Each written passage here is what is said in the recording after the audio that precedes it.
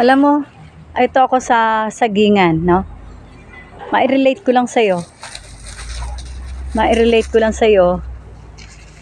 Noon nakaraan dito, na dumaan ako, dahil nga drought, masyado yung init, nag-inda ang mga puno na ito. Nag-inda.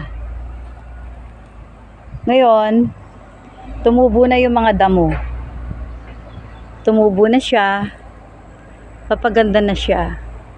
Pero alam mo, nalulungkot ang mga halaman kapag wala na sa kanya nag-aalaga na tao. Kasi itinanim to ng tao, inalagaan to dati ng tao, ngayon bigla yung tao nawala, nalulungkot ang mga halaman.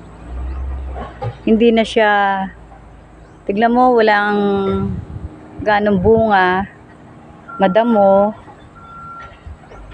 malungkot na ang mga halaman kapag walang tao na nag-aasikaso sa kanya. Yan. Thank you po for watching.